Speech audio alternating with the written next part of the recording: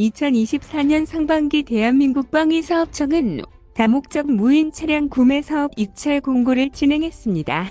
이 사업은 과거 2020년에 신속 획득 사업으로 진행된 적이 있으며 두 회사가 입찰했고 가위바위보로 사업이 결정되었습니다.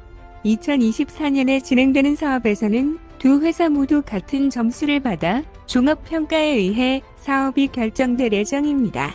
영상을 보기 전 구독, 좋아요, 알림 설정 부탁드립니다. 2024년 상반기 대한민국 방위사업청은 다목적 무인 차량 구매 사업 입찰 공고를 진행했습니다. 이 다목적 무인 차량은 육군과 해병대에서 운용할 예정으로 약 500억 원의 사업입니다.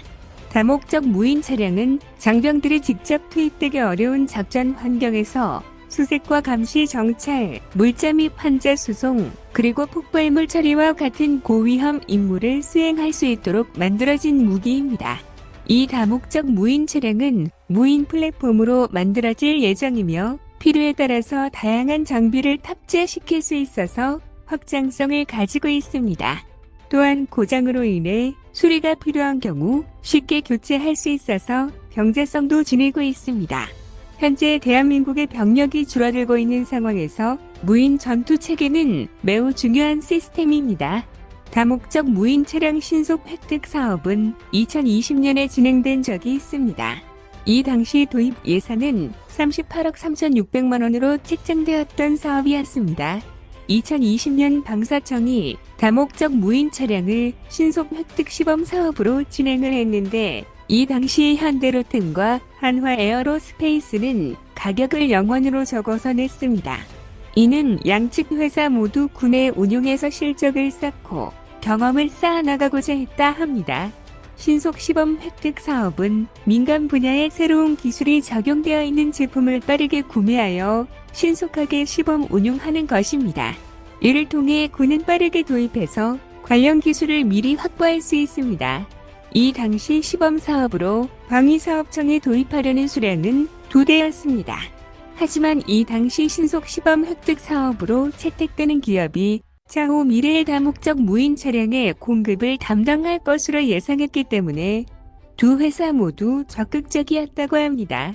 이 당시 최저 요건을 충족한 제품의 입찰 가격이 같을 경우 가위바위보로 입찰 회사를 정하는 방식이었습니다. 이 당시 국가계약법 시행령 제47조와 국방, 전자, 조달 시스템 전자 입찰 특별 유의서 18조에 의한 방법이었습니다. 그리고 가위바위보를 통해서 정해진 회사는 현대로템이었습니다. 하지만 이 당시 국가와 계약이라는 것이 가위바위보로 정해진다는 것이 좋지 않다는 비판적인 이야기가 상당히 많았습니다. 그래서 국방 전자 조달 시스템 전자 입찰 특별유예서 개정 발령을 내려서 가위바위보에서 자동 추첨 방식으로 변경되었습니다. 그리고 대상 장비로 선정된 기종에 대해서 협상과 시험 평가를 시행하고 이 결과를 바탕으로 업체를 선정하는 종합평가 방식으로 진행하게 되었습니다. 현대로템의 다목적 무인 차량은 HR 세르파라는 이름으로 불리고 한화에어로스페이스의 다목적 무인 차량은 아리온 스맷으로 불립니다. 한화에어로스페이스의 아리온 스맷은 시범 사업에서는 탈락했었지만 2023년 12월 미국 하와이 해병대 훈련장에서 해외 비교 평가 시험을 시행하며 성능을 인정받았습니다. 이 당시 해안과 모래사장, 진흙길 등 다양한 환경에서 적재물을 탑재하여 운송 능력을 보여주었고 탐색 자율 주행 능력과 주행 성능을 평가받았습니다.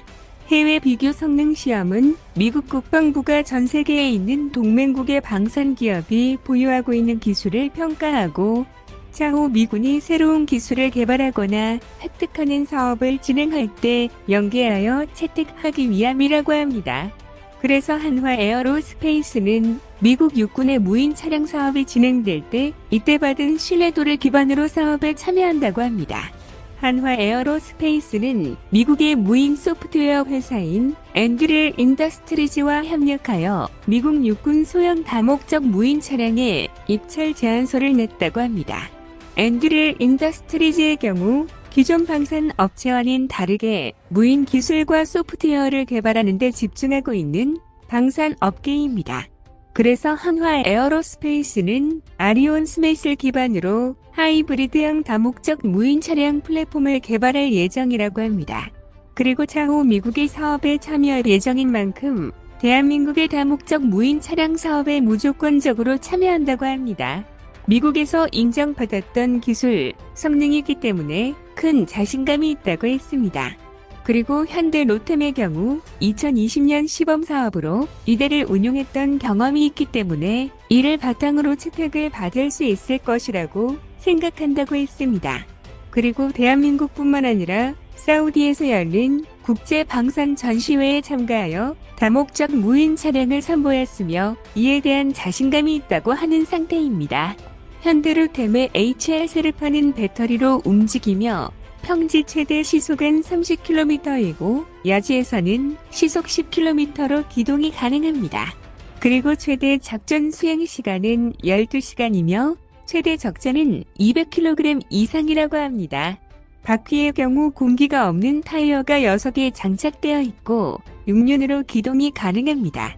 무선으로 원격 조종의 경우 베이스 캠프에서 반경 4km 이내로 가능하며 5.56mm 기관총을 탑재한 원격 사격 통제 체계를 이용할 수 있습니다.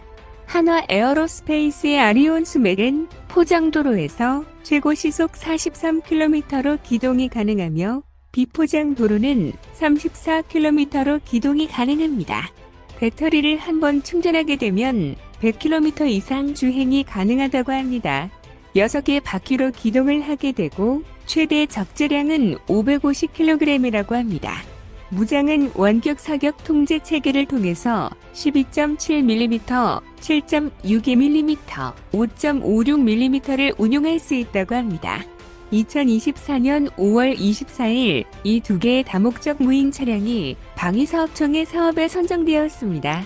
두 회사 모두 요구 조건을 같은 조건으로 충족시켰다고 합니다.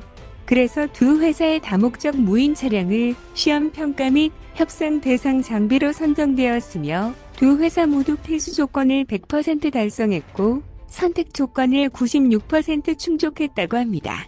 그리고 이제 최종 선정을 해야 하는데 과거 가위바위보로 정했던 것으로 하는 것이 아니라 종합평가에 의한 방법을 통해 최종 기종을 선정하게 됩니다.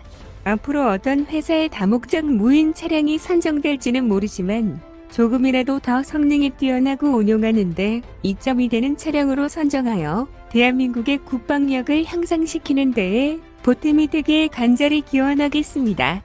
더 많은 이야기를 원하신다면 구독을, 이번 이야기가 좋았다면 좋아요를 눌러주세요. 감사합니다.